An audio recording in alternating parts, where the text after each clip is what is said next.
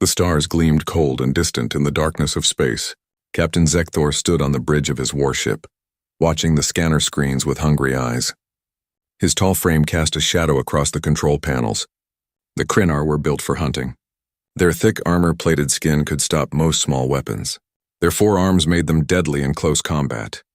For 3 generations, his family had ruled this sector of space, taking what they wanted from weaker species. Contact on long-range sensors, his sensor officer called out.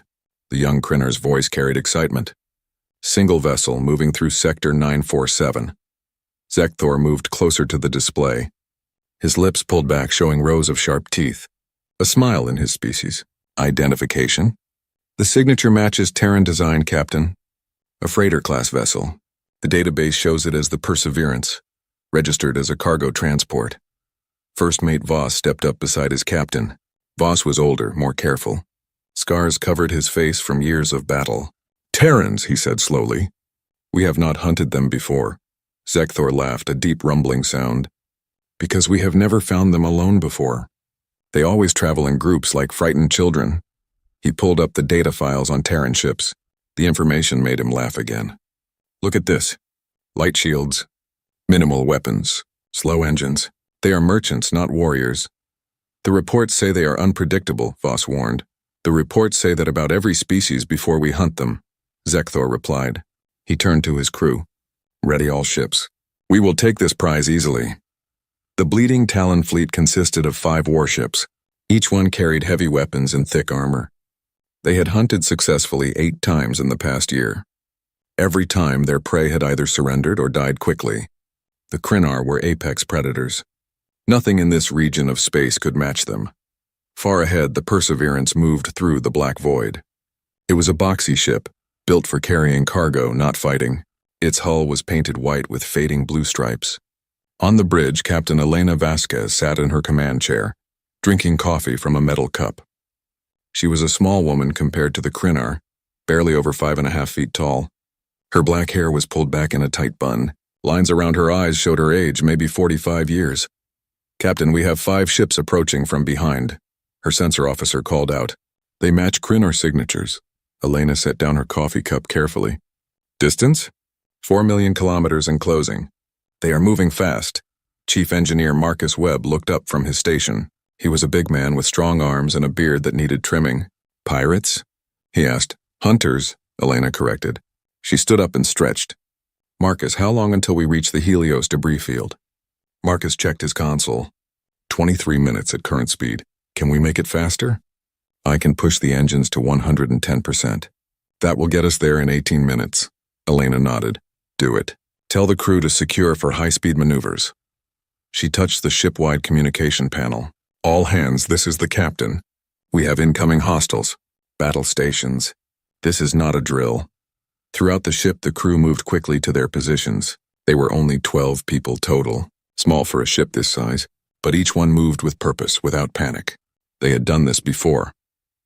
In the cargo bay, 3 crew members began opening sealed containers. Inside were not trade goods or supplies. Instead, there were weapons, armor, and military equipment. The labels on the containers read, Property of Terran Colonial Defense, Authorized Personnel Only. On the Bleeding Talon, Zekthor watched the Terran ship accelerate. They run, he said with satisfaction. Like all prey runs, should we fire warning shots? His weapons officer asked. Yes, show them we are serious. 3 bolts of red energy lanced across space. They passed within a few hundred meters of the Perseverance, close enough to make their point clear but not close enough to cause damage. Elena watched the energy blasts pass her ship.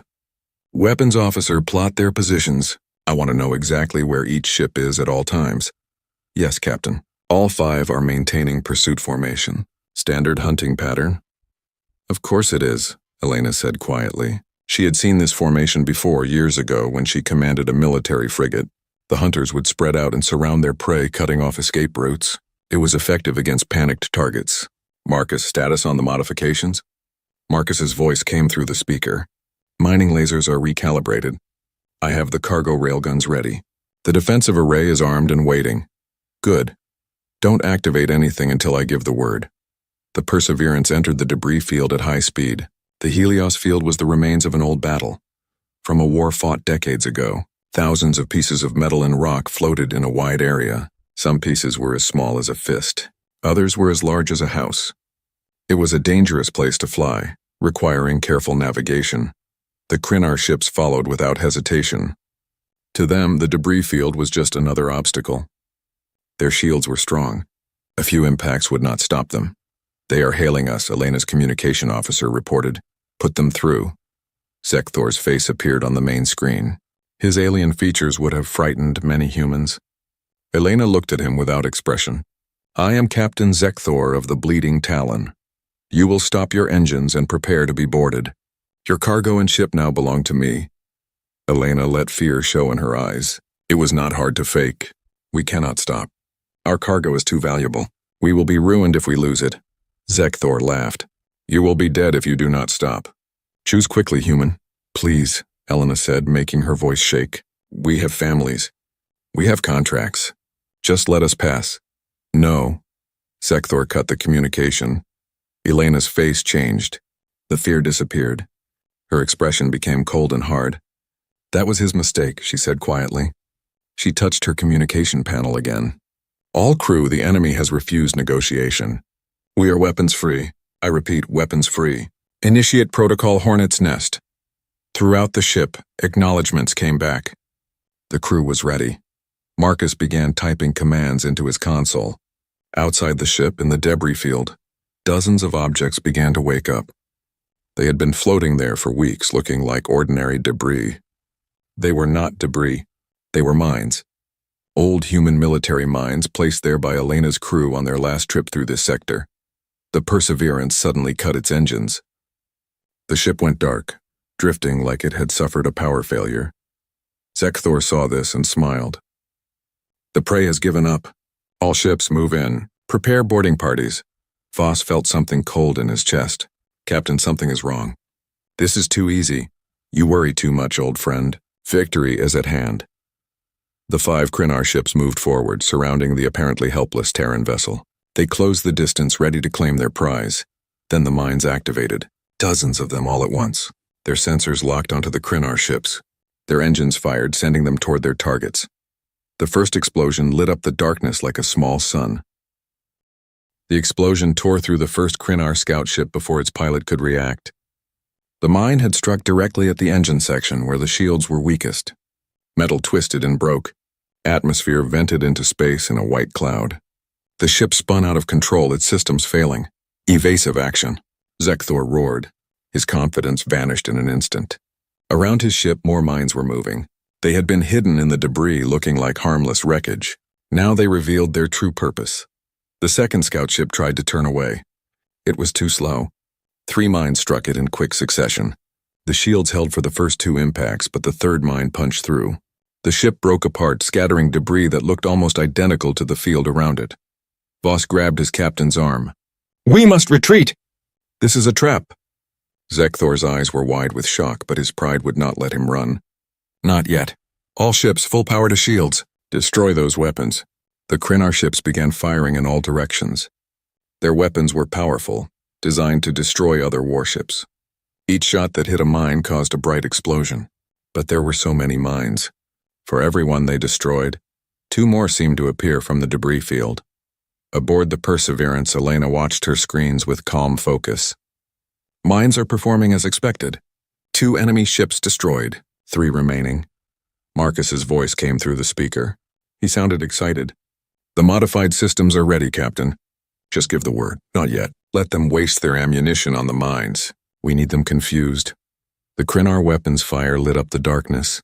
Explosions bloomed like deadly flowers throughout the debris field. Slowly, the number of mines decreased. The Krynar were winning this part of the battle, destroying the automated weapons one by one. Zekthor felt his confidence returning.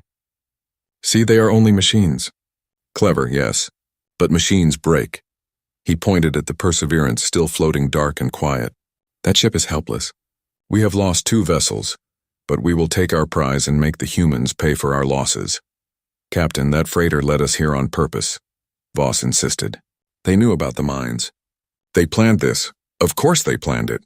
But they have used their trap and it failed to destroy us. Now we will show them the price of attacking Krynar hunters. Zekthor opened a channel to all his remaining ships. Focus fire on the Terran vessel. Disable their engines.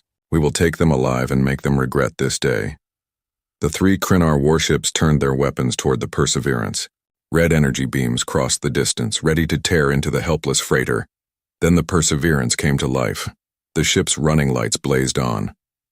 Its engines fired, sending it into a sharp turn that no ordinary cargo ship should be able to make. Panels on its hull slid open, revealing weapons that should not exist on a civilian vessel. Fire, Elena said calmly. The mining lasers had been designed to cut through asteroids and planetary rock. Marcus had modified them over the past 2 weeks, increasing their power and focus. Now they fired at the nearest Krynar ship. The beams were not as powerful as military weapons, but they were precise. Marcus aimed them at the weak points Elena had identified, the places where armor was thinnest. The cargo railguns had been intended to launch supply pods to distant colonies. Marcus had changed their purpose too. Now they fired heavy metal slugs at incredible speed. Each slug was as large as a human fist. They struck the Krynar shields like hammers, draining power with each impact. Zekthor's ship rocked under the attack. Warning lights flashed across his bridge. Impossible. That is a freighter. Where did those weapons come from? They are improvised, Captain, his sensor officer reported. The young Krynar's voice shook with fear, but they are effective. Our shields are at 60% and falling. Elena's tactical display showed all 3 enemy ships. She had fought battles like this before, years ago, when she commanded the frigate Resolute. That ship had been destroyed in the colony wars and Elena had barely survived. After that, she had retired from military service. But the training never left her. The instincts never faded. Marcus, concentrate fire on the ship to our port side. Target their sensor array. Got it, Captain. The mining lasers shifted focus. They carved through the Krynar ship's shields and bit into the sensor dish. Metal glowed red, then white, then melted. The ship went partially blind, its long-range sensors destroyed. The other 2 Krynar ships spread out, trying to surround the Perseverance from different angles. It was the correct tactical move. Elena had expected it. Helm, dive down 30 degrees and accelerate. Take us through that cluster of large debris. The Perseverance moved like a dancer, weaving between chunks of dead ships and broken stations. The Krynar vessels followed, but they were larger and less agile. They had to move more carefully to avoid collisions. They are trying to box us in, the helmsman said. He was young, maybe 25, but his hands were steady on the controls. Let them think they can, Elena replied. She touched her communication panel. All hands prepare for zero-gravity combat. Boarders may attempt to reach us. Throughout the ship, the crew checked their weapons and armor. Most of them were veterans like Elena.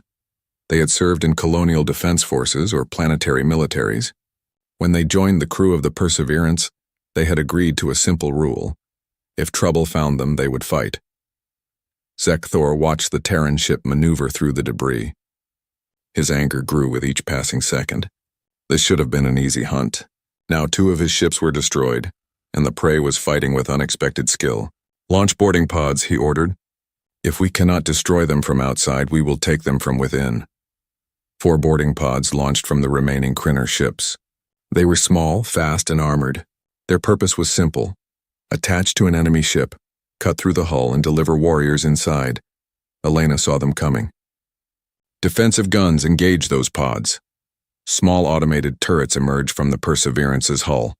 They fired streams of bullets at the incoming pods. 2 pods exploded before reaching the ship. The other 2 got through, their armor protecting them. They struck the hull with heavy impacts that echoed through the ship. Marcus checked his damage reports. They have attached to Cargo Bay 3 and the lower deck corridor. They are cutting through now. Elena stood up. She picked up a rifle from beside her chair. It was an old military model, well-maintained. I will take the Cargo Bay. Marcus, you have the corridor. Understood, Captain. In Cargo Bay 3, the Krynar boarding pod finished cutting through the hull. The circular section of metal fell inward with a clang. 5 Krynar warriors climbed through, their weapons ready. They expected to find frightened civilians. They expected easy victims. Instead, they found 3 humans in armor holding military-grade weapons using cargo containers as cover. The humans opened fire immediately. The narrow entrance of the boarding hole became a kill zone. The first 2 Krynar fell before they fully entered. The third made it through but took a bullet to the shoulder. The fourth and fifth managed to find cover behind equipment. In the corridor, Marcus and 2 other crew members faced similar resistance. The Krynar were strong and tough, but they were fighting in a human ship. The corridors were built for human-sized people. The Krynar had to crouch or bend. The humans knew every corner, every hiding spot. The battle inside the Perseverance was brutal and quick. The humans used grenades to flush out the Krynar from cover. They worked together with practiced coordination. When a Krynar tried to use his superior strength in close combat, he found himself in zero-gravity sections where strength mattered less than skill. Within 10 minutes, the boarding attempt had failed. 3 Krynar were dead, 2 were wounded and captured. The humans had 2 injuries, but nothing serious. Elena returned to the bridge, her rifle still in her hand. Seal those breaches. Get the wounded to medical. Outside, Zekthor received the news of his boarding party's failure. His 4 hands clenched in rage and disbelief. Voss stood beside him, silent and afraid. They had never failed a hunt before. Never. Elena opened a communication channel to the Krynar ships. Her face appeared on their screens. She was not smiling. Blood was smeared on her cheek from the fight, but her eyes were steady. "You should have let us pass," she said simply. Then she cut the connection. The message was clear. The prey had teeth. The cold silence of space settled over the debris field after the boarding party failed. Inside the Perseverance, the crew worked quickly to seal the hull breaches. Medical officer Sarah Chen tended to the wounded, both human and Krynar. The captured aliens sat in the cargo bay, their hands bound, their eyes watching everything with confusion and fear. Elena stood on the bridge, studying her tactical display. 3 Krynar warships remained. Her own ship had taken damage, but nothing critical. The real problem was ammunition. The improvised weapons Marcus had created were effective, but they were running low on supplies. "Status report," she said to her crew. Marcus's voice came through the speaker. "Mining lasers are at 40% capacity. We have maybe 15 minutes of firing time left. The railguns have 20 shots remaining. After that, we are down to standard defensive guns. And the enemy?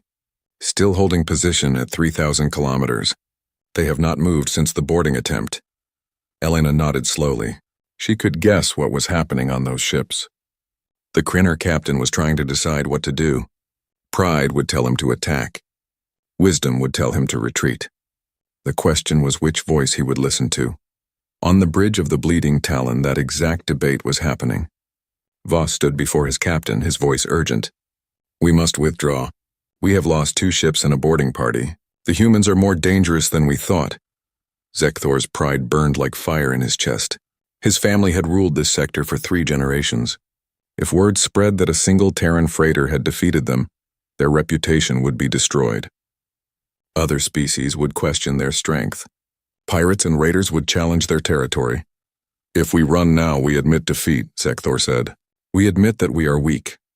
If we stay and die, we will be dead," Voss replied. "There is no shame in retreating from an unexpected threat. We can return with more ships, better planning." Zekthor looked at his old friend. Voss had served with him for 20 years. He had never given bad advice, but the thought of running from prey was like poison in Zekthor's mind. "We still outnumber them 3-1. Our weapons are stronger. Our shields are better. One lucky trap does not change that." "It was not luck, Captain. They led us here on purpose. They prepared for this battle. They are warriors, not merchants. Then we will defeat them as warriors." Zekthor turned to his crew. "All ships assume attack formation Delta. We will destroy that ship with coordinated fire. They cannot defend against all of us at once." Voss closed his eyes for a moment. He knew this was a mistake, but he also knew his captain would not change his mind. "As you command." The 3 Krynar warships moved into position. They formed a triangle around the Perseverance, each ship at a different angle. This formation allowed them to fire from multiple directions at once. Any shield the humans raised would be weak somewhere. Elena watched them move. They are committing to the attack. "All crew, prepare for heavy combat." She touched the controls on her command chair, pulling up encrypted files. These files contained information she had hoped not to use. They were backup plans, last resorts. She had prepared them weeks ago before leaving the last human outpost. Marcus came onto the bridge. He was sweating and his hands were dirty from working on the ship's systems. "Captain, we cannot fight all 3 of them at once. Even with the modifications, we are outgunned. I know, Elena said calmly. She looked at her old friend. They had served together in the colony wars, survived battles that killed thousands. Do you remember the cargo we are carrying? Marcus's eyes widened. You cannot be serious. That equipment is meant for the colony defense force. If we use it here, we will arrive with nothing to deliver. If we do not use it, we will not arrive at all. Elena opened the cargo manifest on her screen. Container 17 through 34. Authorization code Vasquez 77 Alpha. Marcus was quiet for a moment. Then he nodded. I will prepare them. How long? 5 minutes, you have 3. Marcus ran from the bridge. Elena opened the ship-wide communication channel. All crew, we are deploying the cargo. I repeat, we are deploying the cargo. Clear the launch bay and prepare for defensive drone operations. In the cargo hold, automatic systems began opening sealed containers. Inside were not weapons for humans to use, but weapons that operated on their own. Military drones, each one the size of a small car. They were designed for space combat, equipped with missiles and guns. 20 of them in total. The colony was supposed to use them to defend against raiders. Now they would serve a different purpose. The Krynar ships began their attack. Red energy beams crossed space from 3 directions. The Perseverance's shields flared bright as they absorbed the impacts. Warning alarms sounded on the bridge. Shields at 70%, the defense officer called out. They are concentrating fire on our starboard side. Helm, rotate us. Do not let them focus on one section. Elena watched the enemy ships on her display. She was looking for patterns, for mistakes. Every commander had habits. Every crew had routines. The Perseverance spun slowly, spreading the damage across its shields. The mining lasers fired back, but they were weaker than the Krynar weapons. The railguns launched their remaining slugs, forcing one enemy ship to adjust its position. Then Marcus's voice came through the speaker. Cargo is ready, Captain. Waiting for your command. Deploy. The side of the Perseverance opened like a flower blooming. 20 drones launched into space, their engines firing in perfect coordination. They spread out in a wide pattern surrounding the Krynar ships. Zekthor saw them appear on his sensors. What are those? Unknown small craft, his sensor officer reported. They are armed. Multiple weapon signatures. Destroy them. But the drones were small and fast. They had been designed by humans who understood warfare. Each drone moved independently but also worked with the others. They swarmed like insects, attacking from multiple angles. The first missiles struck Zekthor's ship. The shields held, but barely. More missiles came from different directions. The Krynar weapons tried to track the small, fast targets, but the drones were programmed to evade. One of the other Krynar ships, already damaged from the earlier mine attacks, took heavy fire from 5 drones at once. Its shields collapsed. Missiles struck the hull directly. Secondary explosions rippled across the ship's surface. Get us out of here, the captain of that ship screamed. His vessel turned and accelerated away from the battle, trailing debris and venting atmosphere. Now there were only 2 Krynar ships left. The odds had changed. Elena pressed her advantage. All weapons, focus on the damaged vessel. Marcus, get every last shot from those railguns. The Perseverance and its drone swarm concentrated their attack on one ship. It was the vessel that had lost its sensor array earlier. The Krynar crew fought bravely, but they were fighting blind. Without sensors, they could not track all the threats around them. A mining laser carved through their shield generator. The protective field around the ship flickered and died. Drones swooped in, firing missiles at close range. The Krynar ship tried to flee, but it was too slow. Explosions tore through the engine section. The ship went dark and began drifting. Zekthor watched his fleet fall apart around him. 2 ships destroyed, 1 fleeing, 1 disabled. Only the Bleeding Talon remained in the fight. His crew looked at him with fear in their eyes. They were waiting for orders. Pride warred with survival instinct in Zekthor's mind. He had never retreated from a hunt. His father had never retreated. His grandfather had never retreated. But they had never faced an enemy like this.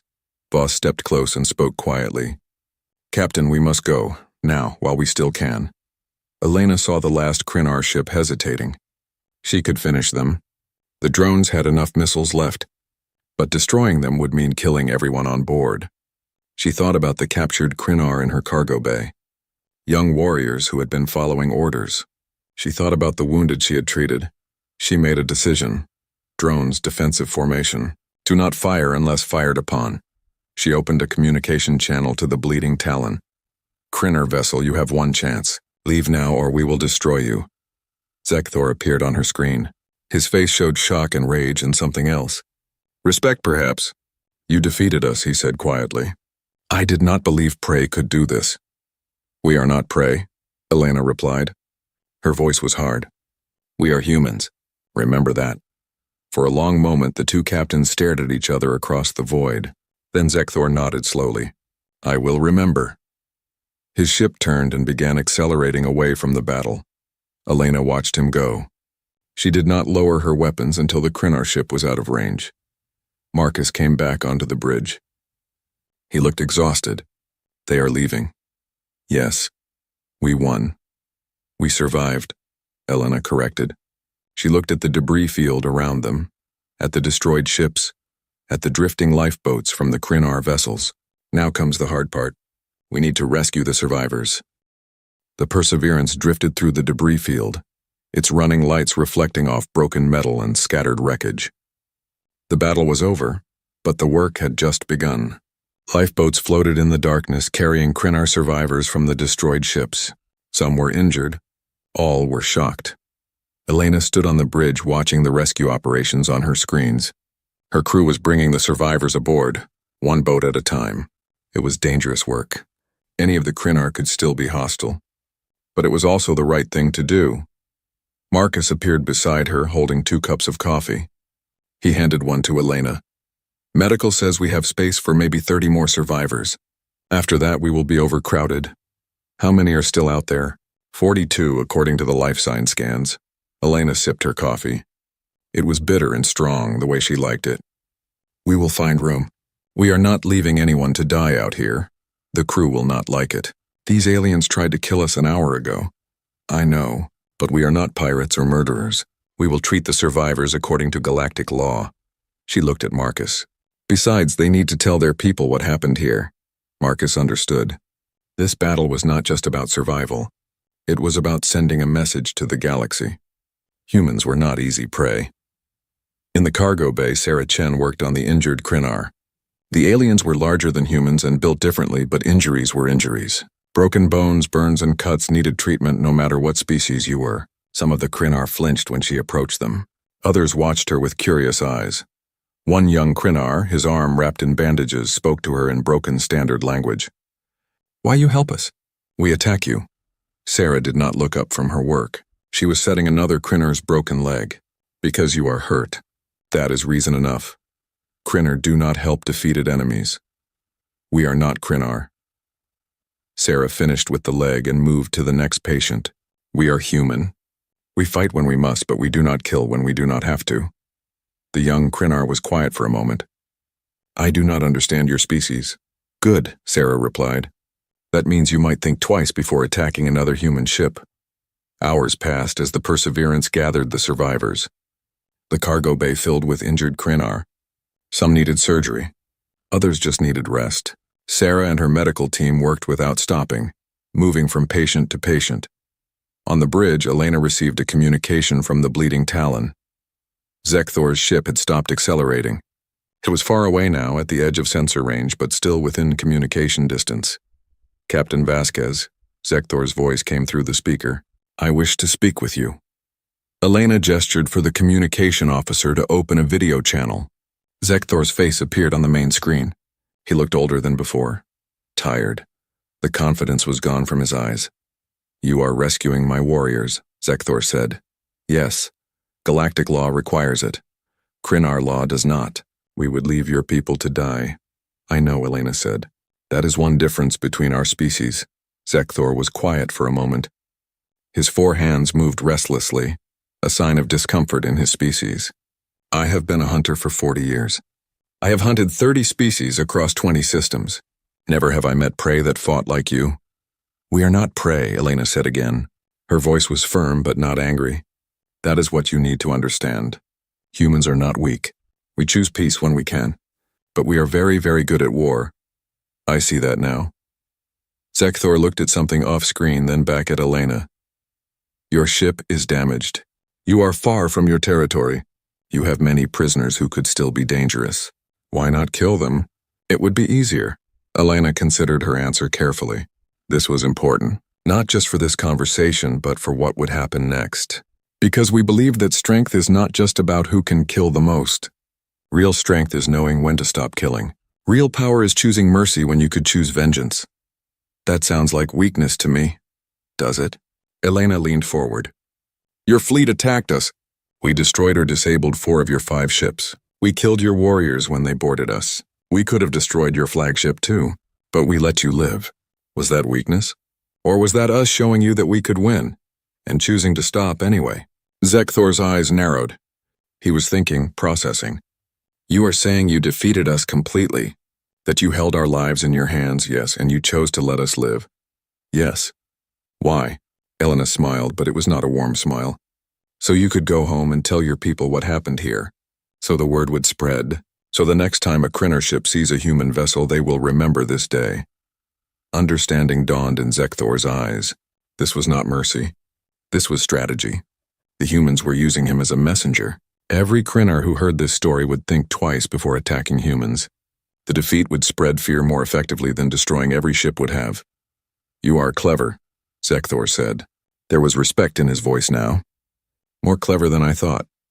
We have been fighting wars since before we could travel the stars, Elena replied. We learned these lessons in blood on our own world against our own kind. We know how to send messages. We know how to make examples, and we know how to make sure those examples are remembered. Zekthor nodded slowly. What do you want from me? Your warriors will be returned to you when we reach the next station. They will be unharmed and well treated. In exchange, you will tell everyone what happened here. You will tell them that human ships may look like easy targets, but they are not. You will tell them that humans are dangerous when provoked. And if I refuse, then we will tell the story ourselves. But it will be better if it comes from you. Other species will believe a Crinnar hunter more than they will believe a human merchant. Zekthor thought about this. His pride was wounded, but he was not stupid. The humans were offering him a way to turn this defeat into something useful. A warning that would protect both his people and theirs from future bloodshed. I will do as you ask, he said finally. But I have a question. Your ship is a freighter, yet you fought like a military vessel. How? Elena glanced at Marcus, who nodded. She looked back at Zekthor. Every human ship in space has a crew trained for combat. Every captain has military experience. Every engineer knows how to make weapons from mining tools. We do not show this to the galaxy because we prefer peaceful trade. But make no mistake, we are always ready for war. Your species is paranoid. Our species is cautious. We have enemies. We have rivals. We have learned that the galaxy is dangerous. So we prepare. Every ship that leaves human space carries hidden weapons, trained crew, and emergency plans. The Perseverance is not special. We are normal. Zekthor absorbed this information. If the humans were telling the truth, then every human ship in space was potentially a warship in disguise. The implications were staggering. How many other species had made the same mistake he did? How many had attacked human vessels thinking they were easy prey? How many ships do humans have in this sector? He asked. Enough. Elena did not elaborate. Let him wonder. Let him worry. The communication ended soon after. Zekthor's ship jumped to faster than light speed and disappeared. Elena sat back in her chair and let out a long breath. Her hands were shaking slightly. The adrenaline from the battle was finally wearing off. Marcus sat down beside her. That was well done, Captain. It was necessary. Elena looked at the damage reports on her screen. The Perseverance had taken a beating. Hull breaches, damaged systems, depleted ammunition. They would need weeks in a repair dock. How long until we reach Haven Station? 3 days at current speed. We cannot push the engines any harder in their condition. 3 days with 40-plus Crinnar prisoners and limited supplies. This will be interesting. The crew is already complaining about the smell. Crinnar apparently have very different ideas about hygiene. Elena laughed tiredly. Tell them to deal with it. Those prisoners are our proof that this happened. When we reach the station, I want every species in the sector to see Crinnar warriors being returned by a human freighter. I want them to see that we won. You are thinking like a politician now. I am thinking like a survivor. Elena stood up and stretched. Her back hurt. Her head hurt. But she was alive, and so was her crew. I am going to check on the wounded. You have the bridge. Aye, Captain. As Elena walked through the corridors of her damaged ship, she passed crew members working on repairs. They looked exhausted but proud. They had faced a superior enemy and won through courage, planning, and skill. That was worth celebrating. But Elena knew this was just the beginning. The galaxy was about to learn what humans were really capable of, and she was not sure if that was a good thing or a terrifying thing. Maybe it was both. 3 days later, the Perseverance limped into Haven Station. The station was a massive structure floating in space, built by a coalition of species for trade and commerce. Ships from dozens of worlds docked here. It was neutral ground where business happened and news spread quickly. Elena stood on the bridge as they approached. The station's control tower had already noticed the damage to her ship. They had also noticed the Krynar lifeboats attached to her hull and the unusual power signatures from the cargo bay. Haven control to Perseverance. A voice came through the communication system. It belonged to a Vex, one of the insect-like species that managed most galactic stations. You are showing significant battle damage. Do you require emergency assistance? This is Captain Vasquez of the Perseverance. We require docking and repair facilities. We also have 43 survivors from another species who need to be returned to their people. There was a pause. Elena could imagine the confusion in the control tower. A human freighter damaged in battle carrying survivors? That was unusual. Understood, Perseverance. You are cleared for docking Bay 7. Medical teams are being dispatched. Please transmit a full report of the incident. Will do, Haven Control. Thank you. The Perseverance docked slowly. The process took longer than usual because of the damage to the maneuvering thrusters. But finally the ship settled into place with a heavy clang. The docking clamps locked on. The airlock connected. Elena opened the cargo bay doors remotely. Krynar survivors began filing out, escorted by her crew. Many of them were bandaged or limping. All of them looked confused to be alive. On the station's docking level, a crowd had gathered. Word had spread quickly. People wanted to see the Krynar warriors who had been defeated by a human freighter. Station security kept the crowd back, but they could not stop the staring and whispered conversations. Zekthor was waiting on the station. He had arrived a day earlier and had been granted temporary diplomatic status while waiting for his warriors. When he saw them walking off the Perseverance, his expression was complicated. Relief that they were alive. Shame that they had been captured. Confusion about what this all meant. Elena walked down the cargo ramp to meet him. She had cleaned up and changed into a fresh uniform, but there were still dark circles under her eyes. Behind her, Marcus and Sarah followed. Captain Zekthor, Elena said formally. I return your warriors to you. They were treated well and their injuries were cared for. Zekthor looked at his warriors. Then he looked at Elena. You kept your word. Humans usually do. Not all species would have. We are not all species. Elena gestured to the crowd watching them. Your warriors have stories to tell. I suggest they tell them honestly. Zekthor understood. This moment was being watched by representatives from dozens of species. Whatever happened here would spread across the station, then across the sector, then across the galaxy. The story would grow with each telling. Before I go, Zekthor said, I must know something. Was your ship truly just a freighter? Or were you a disguised warship? Elena smiled. Come see for yourself. She led him into the cargo bay. The containers that had held the military drones were empty now, their contents deployed and lost in the battle. But the rest of the bay showed what it really was, a commercial vessel. Trade goods, civilian equipment, supplies for colonies.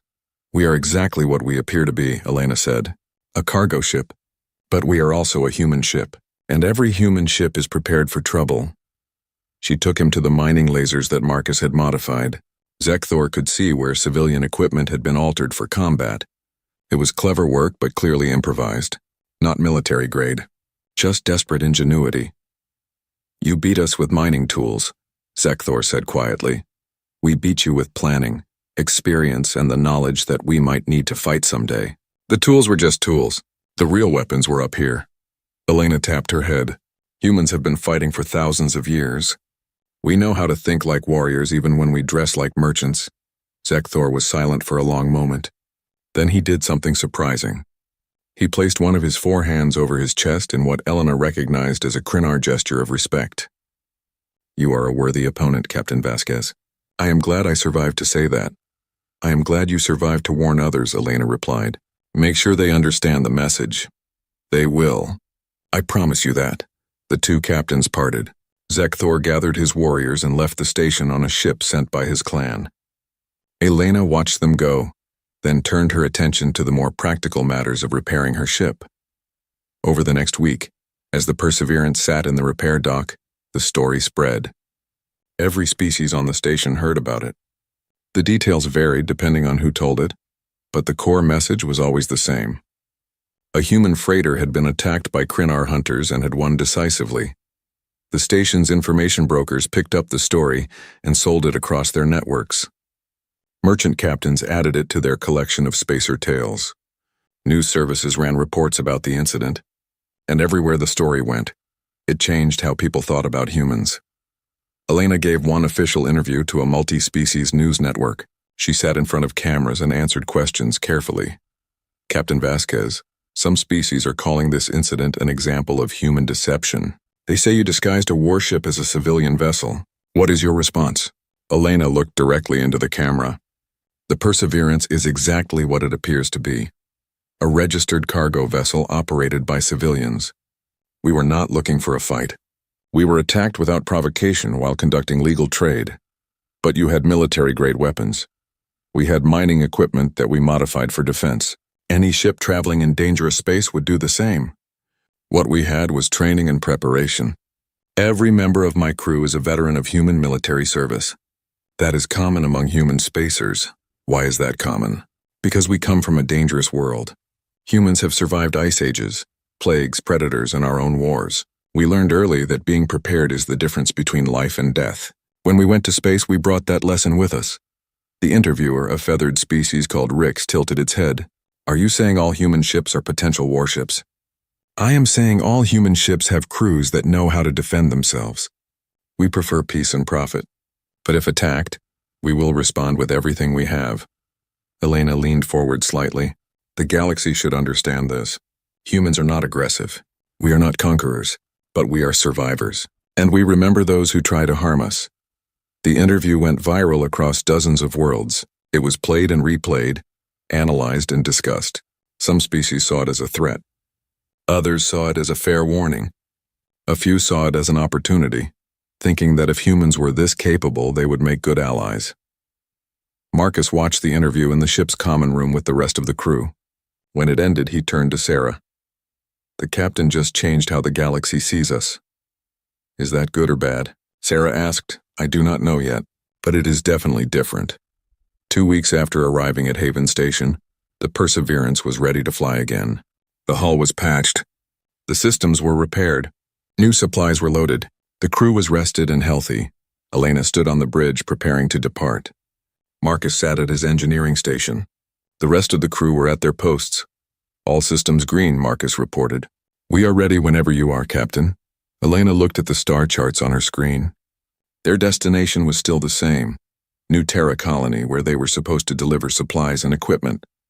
But now they were arriving with less cargo than planned and much more attention than desired.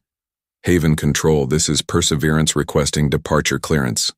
Clearance granted, Perseverance. Safe travels, Captain. The ship undocked and moved away from the station slowly. Once they were clear, Elena ordered an acceleration to cruising speed. The stars stretched around them as they moved deeper into space.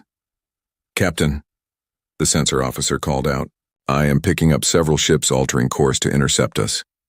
Elena's hand went to her weapon console, but then the identification signals came through.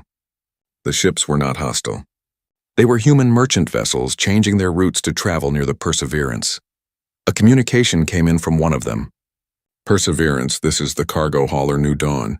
We heard about your fight with the Krynar. Thought you might like some company on your journey. Elena smiled. New Dawn, this is Vasquez.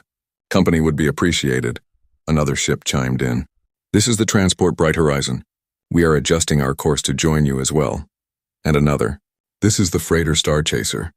Room for one more in this convoy? By the time they reached the jump point, 6 human ships were traveling together. They formed a loose formation, their running lights creating a constellation in the darkness. Marcus came to stand beside Elena's chair. A convoy was not part of the plan. No, Elena agreed. But it is a good idea. The galaxy thinks we are dangerous now. Let us show them we are also united. She opened a shipwide channel. All crew, this is the captain. Our mission was to deliver cargo safely. We accomplished that, though not in the way we expected. We also sent a message to the galaxy. Humans are not prey. We will not be hunted. We will not be easy victims, but we will also not become the monsters that hunted us. We will be fair, we will be strong, and we will be ready. This is who we are. This is what it means to be HHU.